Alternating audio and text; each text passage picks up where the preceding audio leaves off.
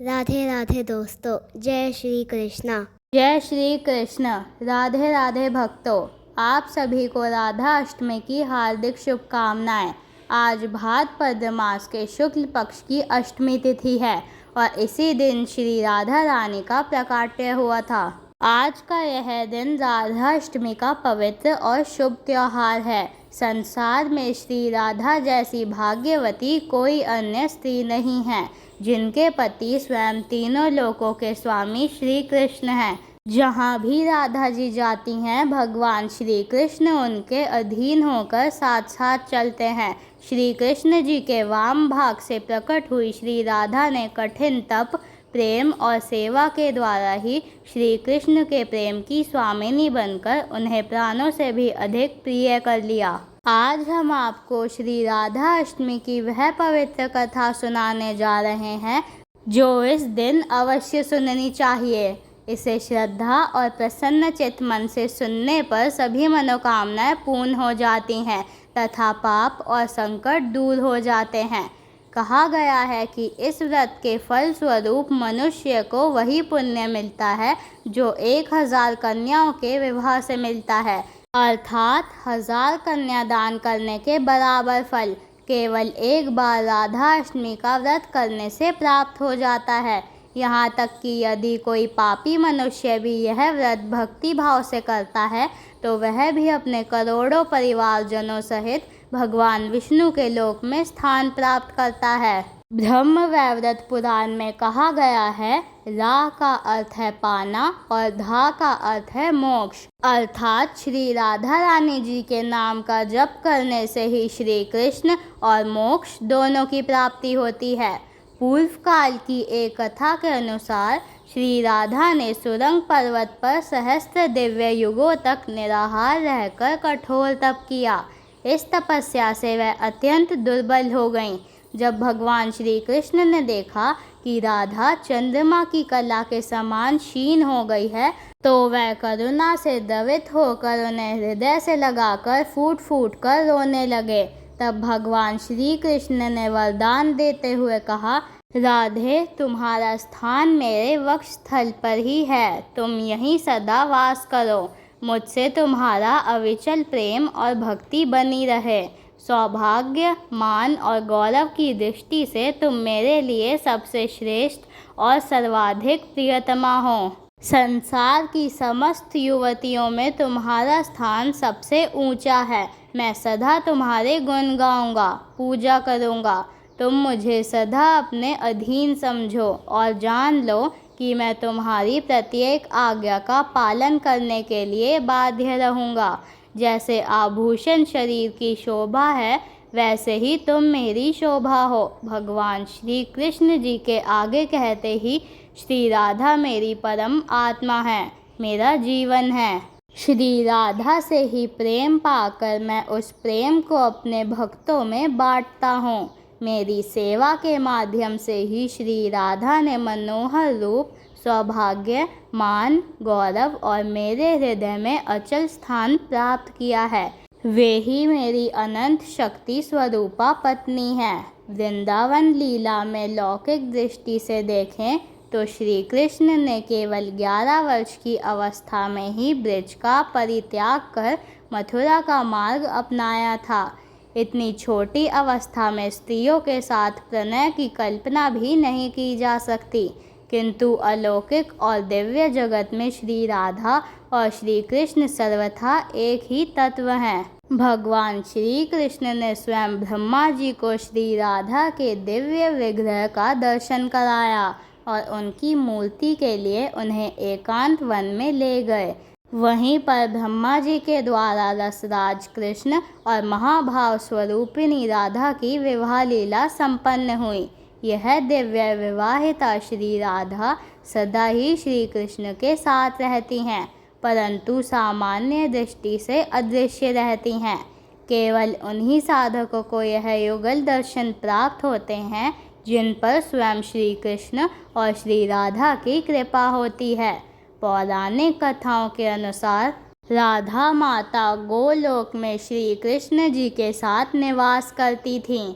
एक बार देवी राधा गोलोक से कहीं बाहर गईं।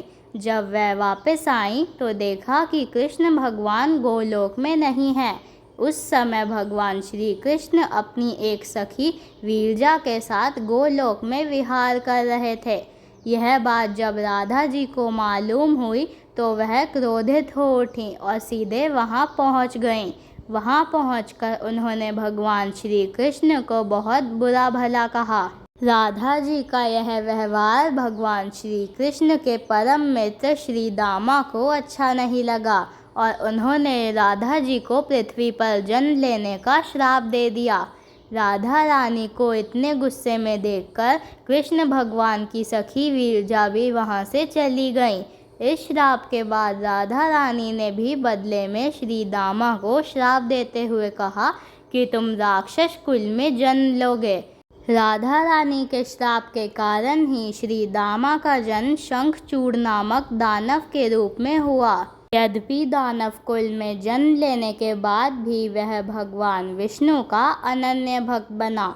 वहीं दूसरी ओर राधा रानी ने भी पृथ्वी पर वृषभानु जी के घर पुत्री रूप में जन्म लिया, किंतु वे वृषभानु जी की पत्नी देवी कीर्ति के गर्भ से नहीं जन्मी थी। दरअसल जिस समय श्री दामा और राधा रानी ने एक दूसरे को श्राप दिया था, उसी समय भगवान श्री कृष्ण ने राधा रानी से कहा, हे राधे, अब तुम्हें पृथ्वी पर देवी कीर्ति और वृषभानु जी की पुत्री के रूप में रहना होगा।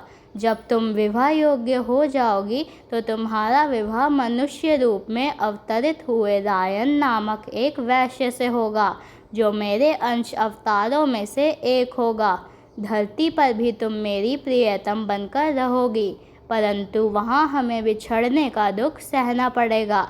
हे राधे, अब तुम पृथ्वी पर जन्म लेने की तैयारी करो। सांसारिक दृष्टि से जब देवी कीर्ति गर्भवती हुई और प्रसव का समय आया तो योग माया की प्रेरणा से उनके गर्भ में वायु का प्रवेश हुआ और उन्होंने वायु को जन्म दिया। जब वह प्रसव पीड़ा से गुजर रही थी, तभी उसी समय महादेवी राधा रानी एक प्यारी सी कन्या के रूप में प्रकट हो गईं। जिस दिन राधा रानी प्रकट हुई वह दिन भाद्रपद शुक्ल पक्ष की अष्टमी का था, इसलिए इस तिथि को राधा अष्टमी के रूप में मनाया जाता है। इस दिन भगवान श्री कृष्ण और राधा रानी की विशेष पूजा की जाती है। इस व्रत को करने से सभी सांसारिक सुख समृद्धि प्राप्त होती हैं। मान्यता है कि इस व्रत को करने से घर में धन की कमी नहीं रहती और सदा बरकत बनी रहती है। अब आइए राधा अष्टमी की उस दुर्लभ कथा को सुनते हैं जो मनोकामनाओं को पूर्ण करने वाली मानी जाती है। एक गांव में रमा नाम की एक स्त्री रहती थी। उसके विवाह को 5-6 वर्ष हो गए थे, लेकिन उसकी गोद सूनी थी। एक बार राधा अष्टमी का उत्सव आया। गांव की स्त्रियां बरसाना जा रही थी। उन्होंने रमा से कहा, तुम भी हमारे साथ चलो। राधा रानी बहुत दयालु हैं, तुम्हारी गोद अवश्य भरेगी। रमा कई महीनों से घर से बाहर नहीं निकली थी, परंतु उसके पति और सास ने भी उसे जाने की अनुमति दे दी। रमा ने मन ही मन ठान लिया कि राधा रानी उसकी गोद अवश्य भरेगी। जिस दिन उसे यात्रा पर निकलना था, उसी दिन उसके पैर में चोट लग गई और चलना मुश्किल हो गया। फिर भी वह हिम्मत करके गांव की स्त्रियों के साथ यात्रा पर चल पड़ी। पूरे रास्ते राधा कृष्ण का नाम जप और कीर्तन करती रही और अंततः बरसाना पहुंच गई। वहां स्नान करके उसने राधा रानी के मंदिर में जाने की तैयारी की। राधा जी के महल में जब जाना होता है तो बहुत ऊंची ऊंची सीढ़ियाँ चढ़नी पड़ती हैं। रमा जैसे ही सीढ़ियाँ चढ़ने लगी तो स्त्रियों से बोली, तुम लोग आगे आगे चलो, मैं धीरे धीरे आ रही हूँ, क्योंकि मेरे पैर में चोट लगी है और चला भी नहीं जा रहा। 2-4 सीढ़ियाँ चढ़ने के बाद उसका पैर मुड़ गया और वह नीचे गिरने लगी। तभी 7-8 साल की एक सुंदर कन्या ने उसका हाथ पकड़ लिया। रमा बोली, बेटी आज अगर तुम ना होती तो मैं तो गिर ही जाती। वह कन्या मुस्कुराकर बोली, माता मैं आपको ऐसे कैसे गिरने देती। तब रमा ने पूछा, बेटी तुम्हारा क्या नाम है। कन्या बोली, लाडो नाम है मेरा और यही पास में ही रहती हूँ। वह दोनों सीढ़ियों पर बैठ गईं। लाडो कहने लगी, माता मेरे लिए क्या लाई हो। उसकी मासूम बातें सुनकर रमा के चेहरे पर मुस्कान आ गई। उसने कहा, बेटी मैं कल तुम्हारे लिए अवश्य कुछ न कुछ लेकर आऊँगी। बताओ तुम्हें क्या पसंद है। लाडो बोली, मुझे नथनी, गले का हार, कानों के कुंडल, चूड़ियाँ, मेहंदी और घाघरा चोली बहुत पसंद है। इनमें से कुछ भी ले आना। इतना कहकर वह बालिका भाग गई। जैसे तैसे रमा भी मंदिर में दर्शन करने लौटी। उस दिन से रमा का मन उसी बालिका में लग गया। अगले दिन उसने बाजार से गले का हार और चूड़ियाँ खरीदी और उसी जगह जाकर लाडो का इंतज़ार करने लगी। थोड़ी देर में वहीं कन्या आ गई। रमा ने जैसे ही चूड़ियाँ और हार उसे दिए तो लाडो ने होठ फुलाते हुए कहा, बस इतनी सी ही चीज़ें लाई और कुछ नहीं। रमा ने प्यार से समझाया, बेटी मैं 8 दिन यहीं रहूँगी और रोज़ तुम्हारे लिए कुछ ना कुछ लाऊंगी। यह सुनते ही लाडो उसकी गोद में बैठ गई और गले से लग गई। उस क्षण रमा की आंखें भर आईं, मानो उसे अपनी संतान मिल गई हो। वह बड़े स्नेह से उसके सिर पर हाथ फेरती रहीं। फिर जैसे ही दिन बीते, रमा ने मंदिर से आकर लाडो के लिए घाघरा चोली बनवाए। वह रोज़ कुछ ना कुछ भेंट करती। एक दिन रमा ने कहा, बेटी अब तो यह सारी चीज़ें पहनकर दिखाओ। लाडो मुस्कुराकर बोली, कल राधा अष्टमी है, उस दिन पहनूंगी। इस बार लाडो के साथ एक छोटा लड़का भी आया। उसे देखकर रमा बोली, आज न जाने क्यों मेरे मन में आया कि एक धोती और मोर मुकुट ले आऊं। क्या मैं यह इसको दे दूं? लाडो बोली, यह कन्वा है, मेरे साथ ही रहता है, हाँ तुम इसे दे दो। इतना कहकर दोनों सारा सामान लेकर चले गए। अगले दिन राधा अष्टमी थी। जब रमा सीढ़ियों पर पहुंची तो वहां ना लाडो मिली और ना ही कन्वा। वह बहुत देर तक इंतज़ार करती रही। अंततः जब मंदिर पहुंची तो वहां भारी भीड़, भजन कीर्तन और नृत्य हो रहा था। किसी तरह भीड़ को चीरते हुए वह आगे पहुंची और राधा जी तथा ठाकुर जी के दर्शन किए। लेकिन जैसे ही उसकी दृष्टि उन पर पड़ी तो वह पत्थर सी रह गई, क्योंकि राधा जी ने वही घाघरा चोली और गहने पहने थे जो उसने लाडो को दिए थे, और ठाकुर जी ने वही धोती और मोर मुकुट धारण किए थे जो उसने कन्वा को दिए थे।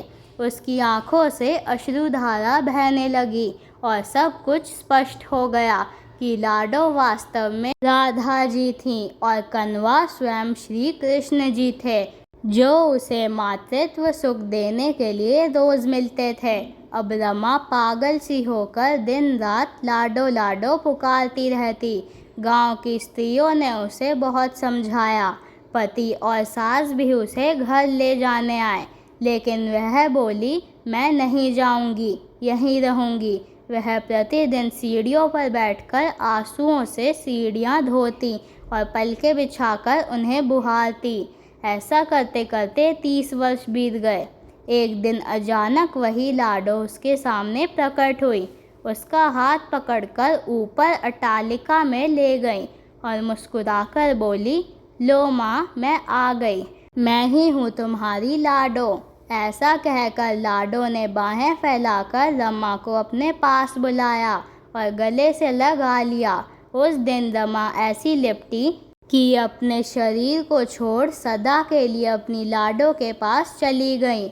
बोलिए श्री राधा कृष्ण भगवान की जय। बोलिए श्री बरसाने वाली की जय। एक बार नारद मुनि ने पृथ्वी लोक पर राधा नाम की महिमा सुनी और यह भी सुना कि वह श्री कृष्ण की सबसे बड़ी भक्त हैं। नारद जी को लगता था कि वह स्वयं श्री हरि के सबसे बड़े भक्त हैं। अपने मन की शंका का निवारण करने के लिए वह श्री कृष्ण जी के पास पहुँचे। श्री कृष्ण तो अंतर्यामी थे। वह समझ गए कि नारद जी के मन में क्या चल रहा है। उन्होंने सोचा नारद जी को राधा रानी के निस्वार्थ प्रेम का अनुभव कराना ही पड़ेगा। जब नारद जी आए तो श्री कृष्ण जी सर पकड़कर बैठे थे। नारद जी ने चिंतित होकर पूछा, प्रभु आपको क्या हुआ? श्री कृष्ण ने कहा, नारद जी मेरे सिर में बहुत भयंकर दर्द है। नारद जी ने पूछा, तो इसका निवारण कैसे होगा प्रभु? श्री कृष्ण जी ने कहा, यदि कोई मेरा सच्चा भक्त अपने चरण धोकर उसका चरणामृत मुझे पिला दे तभी मेरा यह दर्द दूर हो सकता है। नारद जी सोच में पड़ गए। मैं तो सच्चा भक्त हूँ, पर अपने चरणामृत पिलाने से मुझे नरक तुल्य पाप लगेगा। ऐसा पाप मैं कैसे सहूँ? उन्होंने यह बात रुक्मणी जी और अन्य रानियों से कही, पर किसी ने भी इस पाप को अपने सिर पर लेने का साहस न किया। अंततः नारद जी को राधा रानी की याद आई। उन्होंने जाकर सारा प्रसंग राधा जी को सुनाया। राधा रानी ने तुरंत अपने चरण धोकर जल नारद जी को दिया और कहा, जल्दी से इसे श्री कृष्ण जी को पहुंचा दो। मैं जानती हूँ कि इसके लिए मुझे नरक तुल्य पाप मिलेगा, पर अपने प्रियतम श्री कृष्ण के दुख के निवारण के लिए मैं कोई भी पाप सहने को तैयार हूँ। नारद जी जब चरणामृत लेकर श्री कृष्ण के पास पहुँचे तो उन्होंने देखा कि श्री कृष्ण मंद मंद मुस्कुरा रहे हैं। तब नारद जी को समझ आया कि राधा रानी का प्रेम निस्वार्थ और सच्चा है। वास्तव में श्री कृष्ण ने यह लीला केवल नारद जी को यह अनुभव कराने के लिए रची थी कि राधा ही उनकी सबसे महान भक्त हैं। बोलिए श्री राधा कृष्ण भगवान की जय। प्रेम से बोलिए जय श्री कृष्ण, जय श्री राधे। अगर आपको यह वीडियो पसंद आई है तो कृपया मेरे चैनल ऑलवेज हैप्पी को सब्सक्राइब करें और कमेंट बॉक्स में जय श्री राधे अवश्य लिखें। राधे राधे।